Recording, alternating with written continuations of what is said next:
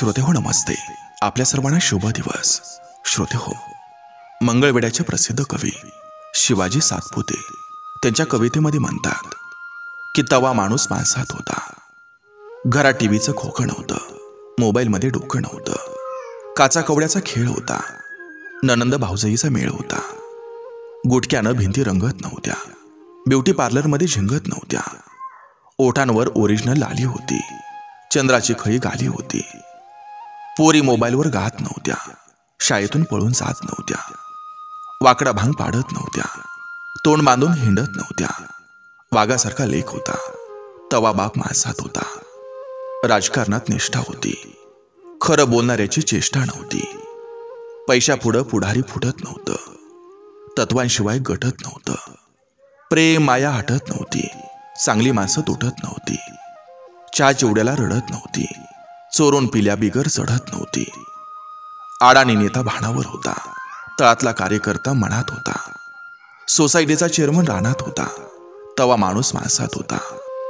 गावा शेजारी बार नव्हता, रस्त्यावर दारुड्याचा कार नव्हता, पाठीवर दप्तराचा भार नव्हता.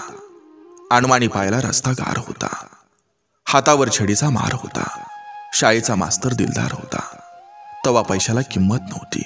आयुष्य म्हणजे गंमत नव्हती. घासा घासात कस होता, माणसाच्या वागण्यात रस होता.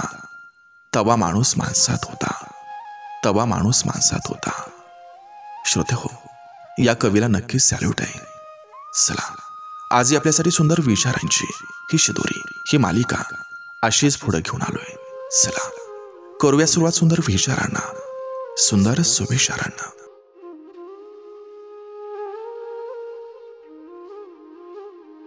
टिपावं तर अचूक टिपावं, नेम तर सारेच धरतात. शिकावं तर माफ करायला, राग तर सगळेच धरतात.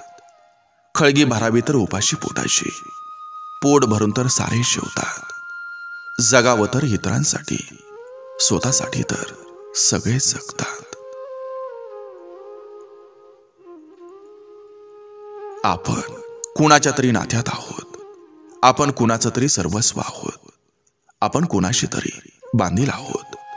याची जाणीव त्यांना असते ज्यांच्या नात्यातील जिव्हाळा कधीच कमी होत नाही.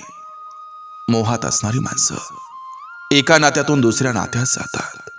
प्रेमात असणारी माणसं एकाच नात्यात रोज नव्यानं प्रेमात पडतात. ती कधीच बाहेर येत नाहीत. त्या व्यक्तीशी, त्याच्या प्रेमाशी ते मरेपर्यंत बांधील होऊन जातात.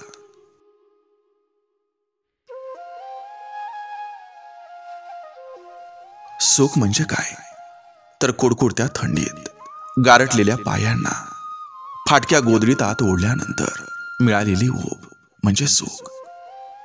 सोसाट्याच्या पाऊस वाऱ्यात माळावरच्या पडायला आलेल्या झोपडीनं दिलेला आधार म्हणजे सुख. सपाटून लागलेल्या भुकेवेळी अनपेक्षितपणे हातावर मिळालेली कोरभर चटणी भाकरी म्हणजे सुख. तहानेनं कासावी जीवाला बाटलीच्या तळाशी गेलेला एक घोट मिळणं म्हणजे सुख.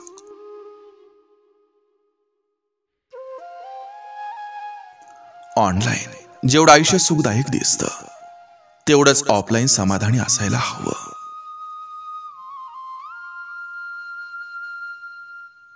आयुष्यात झटपट काहीतरी मिळावं आणि पटकन मोठं व्हावं असं प्रत्येकाला वाटत असतं. असं वाटणं साहजिक आहे, पण आपलं वास्तवही विसरायला नकोय. झटपट काहीतरी मिळणं हे फक्त चित्रपटात होत असतं, वास्तविक आयुष्यात नाही. मुळात मोठं होण्यासाठी काही काळ स्वतःला जमिनीखाली गाडून घ्यावं लागतं. नंतर जे काही मिळतं त्याचं समाधान हवं. शेवटी तुम्ही जगलात ते वास्तव. न मिळाल्याचं दुःख करत बसलं तर जग सहानुभूती देऊ करेल, साथ नाही. म्हणून वास्तवात जगणं हे कधीही चांगलं असतं.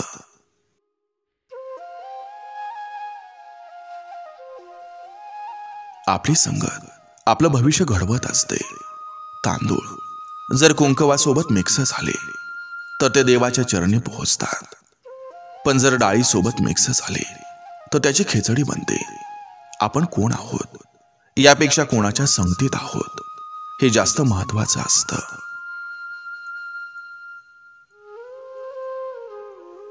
मनातलं बोलायला कुणीतरी मनासारखं मिळावं लागतं, नाही तर भावनांशी खेळ खेळणारी लोक पावलो पावली मिळतात.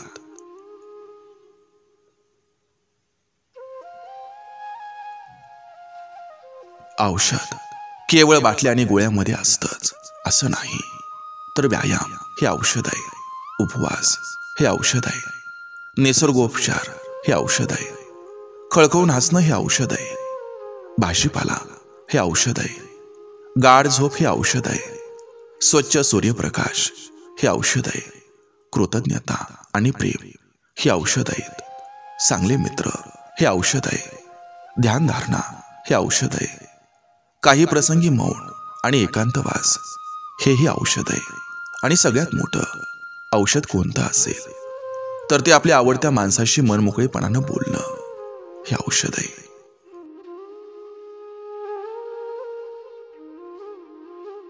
प्रत्येक कुलपाला त्याची एक चावी नक्की असते, नेमकी ती हाती आल्यावर ते दार उघडत असते. जसं जीवनातल्या संकटाचं सुद्धा थोडंफार असंच असतं. शांतपणे विचार केल्यास प्रत्येक समस्याचं एक उत्तर असतं.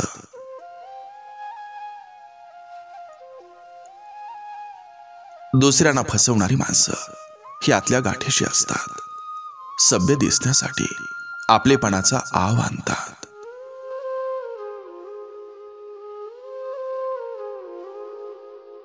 प्रत्येक माणसाला आयुष्यभर कुणाचा ना कुणाचा तरी मत्सर वाटत असतोय. ज्या सुखाला आपण लायक आहोत ते दुसऱ्या कुणाला तरी मिळतंय, याचे एक ठसठसणारं दुःख तो कायम जवळ बाळगून असतो. आणि त्याहीपेक्षा कोचंबणा अशी असते की ते कुठं बोलता येत नाही.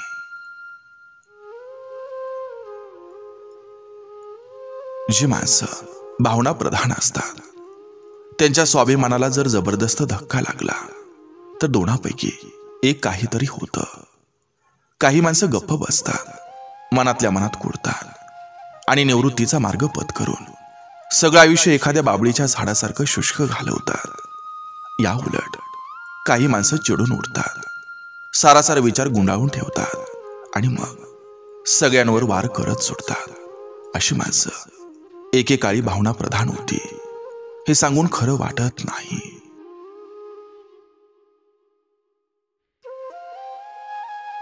सौंदर्यावर भाळणं हे स्वाभाविक आणि तितकंच क्षणिक असतं, पण मनावर भाळणं भावनिक आणि तितकंच प्रामाणिक असतं.